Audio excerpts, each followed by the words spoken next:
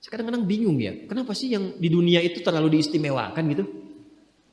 Mengistimewakan yang hilang itu nggak ada kerjaan. Mengagungkan yang hancur, yang sifatnya fana, rasanya biasa. Apa yang mau dibanggakan sih? Dan yang paling menarik tuh begini, ketika meninggal gelarnya pengen sama dengan yang dianggap ringan atau rendah status sosialnya itu.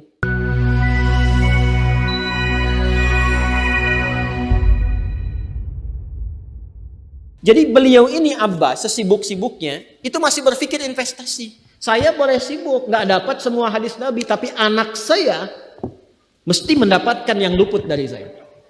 Saya boleh nggak mendapatkan semua Quran, tapi anak saya mesti ada yang jadi ahli Quran. Cara berpikirnya siapa yang akan menjadi kebanggaan di akhirat nanti? Di dunia itu semu dunia itu. Jadi sementara aja, nggak pasti sifatnya. Perbedaan status sosial itu hanya istilah-istilah yang disematkan manusia saja. Ini kaya, ini miskin, ya kan? Yang ini punya jabatan, yang ini biasa-biasa. Itu istilah manusia. Toh pada akhirnya semua kembali ke tempat yang serupa. Dan menariknya begini, yang kaya, yang punya jabatan, tetap di akhir hidupnya pengen punya gelar yang sama dengan yang miskin. Atau dengan yang disebut miskin. Maaf kalau ada orang disebut miskin meninggal, di papan nisannya ditulis apa? Di papan nisannya ditulis apa? Almarhum. Yang kaya juga kan pengen sama disebut almarhum. Iya kan? Tuh. Jadi nggak ada bedanya setelah berpulang itu. Perbedaan tuh hanya di amal saja. Itu poinnya. Maka kalau ada yang mengharapkan orang tua, cita-cita membanggakan anak di dunia, boleh-boleh saja, tapi patut diingat itu sementara. Anda silahkan sekarang sekolahkan setinggi-tingginya. S1, S2, S3, S4, kerupuk 3, silahkan. Mau dalam negeri, luar negeri, mau di Nagreg, mau di California, mau di Chicago, di Chicago, di Singapura, silahkan. Itu pilihan. Tapi saya cuma mau katakan begini, itu sementara. Dan persaingannya tidak istimewa. Karena jangan pun Anda yang beriman, yang belum beriman pun bisa melakukan itu. Apa yang dikira yang hebat matematika itu anak Anda saja. Anak orang lain pun bisa. Halo? Apa Anda kira yang jago fisika itu anak Anda saja yang beriman? Yang belum beriman pun bisa. Ya. Jadi perlombaannya itu rata semua. Dan gak ada yang istimewa. Kadang-kadang bingung ya, kenapa sih yang di dunia itu terlalu diistimewakan gitu? Mengistimewakan yang hilang itu gak ada kerjaan. Mengagungkan yang hancur, yang sifatnya fana, rasanya biasa. Apa yang mau dibanggakan sih? Dan yang paling menarik tuh begini, ketika meninggal gelarnya pengen sama dengan yang dianggap ringan atau rendah status sosialnya itu. Tadi kalau orang miskin meninggal gelarnya apa? Ternyata yang kaya pun pengen sama almarhum juga. Kalau rakyat yang meninggal di papan nisannya ditulis apa? Almarhum. Ternyata pejabat juga pengen begitu, sama juga. Saya belum pernah dengar nanti kalau saya meninggal tulis gelarnya almaun ya. Gak ada. Tetap almarhum juga. Jelas ya?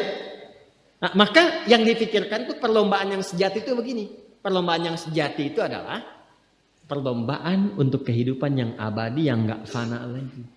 Jadi kalau pada saat itu unggul selamanya karena nggak ada kematian lagi setelah itu. Itu yang dimaksudkan hadis Nabi. Kalaulah ada dunia ini punya nilai walaupun itu hanya bagian dari satu sayap nyamuk saja, ya, tentu tidak akan pernah Allah memberikan itu semua kepada orang-orang yang ingkar kepadanya. Ya. Karena kalau diberikan nggak adil di situ. Karena itu sifatnya fana, ujian saja. Pada akhirnya kembali. Nah, Abbas itu mampu membaca itu. Ini kehidupan sejak di zaman jahiliyah loh. Awas ya. Jadi risalah Islam itu membimbing pengikutnya, umatnya untuk berpikir lebih cerdas. Ini visioner. Makanya jadi muslim itu mesti cerdas. Beriman itu membuat Anda lebih pintar. Saya tanya begini ya, maaf ya. Sekali lagi mohon maafkan saya kalau perumpamaan ini kurang menyenangkan. Kalau ada yang abadi dengan yang sementara, Anda pilih yang mana? Masa? Sholat itu untuk yang abadi atau yang sementara? Abadi. Baik. Mobil itu untuk yang abadi atau yang sementara? Pilih yang abadi apa sementara?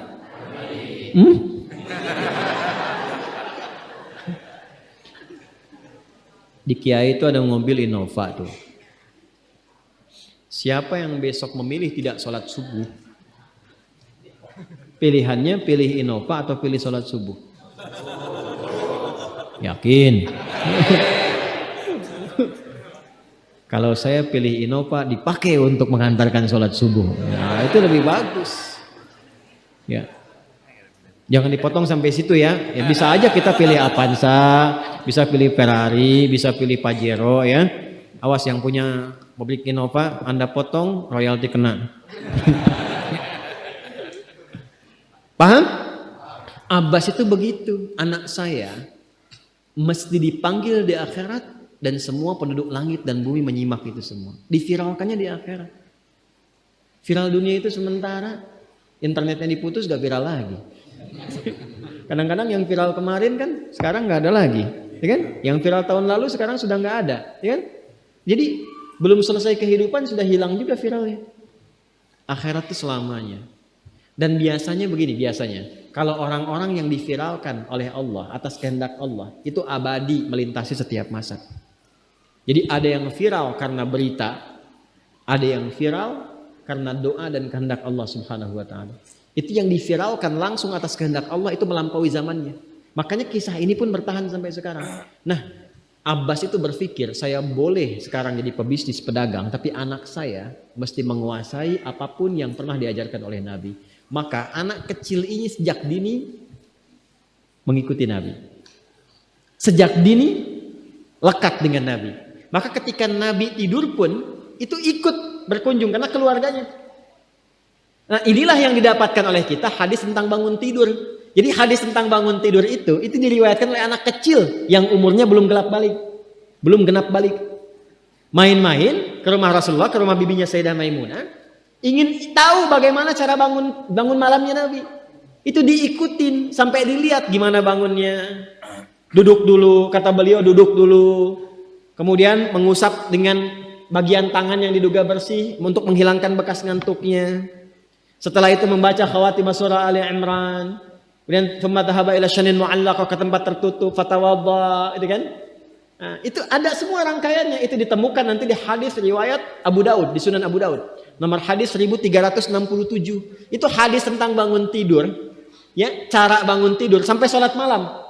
Masih ingat teman-teman kalau kita bermakmum begini dan ada imam satu dan sudah pasti satu imam, ya kan? Makmum berapa? Satu boleh? Boleh. Dua boleh? Tiga boleh? Empat boleh? Jadi imam berapa? Makmum? Empat. Laki-laki imam makmum? Imam, baik, bagus ya. Nah, dan imam kan laki-laki. Kalau perempuan imam untuk perempuan kan? Laki-laki untuk perempuan dan untuk laki-laki. Fokus ini. Kalau satu begini, satu laki-laki, kemudian di belakang laki-laki. Ini kan posisinya boleh sejajar kan? Ya kan? Yang imam ini, makmum ini kan? Tadinya di belakang, tarik begini sejajar. Ini yang meriwayatkan anak kecil yang belum balik itu. Itu riwayat Ibnu Abbas. Satu paket. Termasuk sholat, kemarin kan kita tarawih kan? Sholat malam. Yang dua rakaat itu kan? Ya, sholat malam yang sampai 11 itu, tambah khafifatain 2. Itu riwayat ini. Yang sholat tahajud malam yang 11 rakaat, tambah khafifatain 2. Itu riwayatnya ini. Tutup dengan witir 1 rakaat. Itu anak kecil yang meriwayatkan. Dan tahukah Anda, sepeninggal Nabi SAW, Abbas bapaknya ini hafal 200 hadis, anaknya Abdullah hafal 2000 hadis. Begitu caranya. Anda di sini ada yang diplomat, yang di kantor, yang taruhlah berdagang misalnya, ibu rumah tangga, ya, dan sebagainya. Boleh, nggak apa-apa. Saat ini kita mungkin belum maksimal, tapi jangan biarkan ada satu di antara anak keluarga kita yang tidak jadi kebanggaan di akhirat. Tolong ya, tolong pulang dari sini dilihat. Anak Allah titipkan kepada saya berapa anak? Tolong siapkan jadi kebanggaan akhirat. Satu aja jadiin ahli Quran. Untuk pelita di rumah tuh. penghilang kesedihan, penghilang kegelisahan, mendatangkan semangat. Itu demi Allah saya katakan, gak ada yang paling indah kecuali saat ayah pulang ke rumah.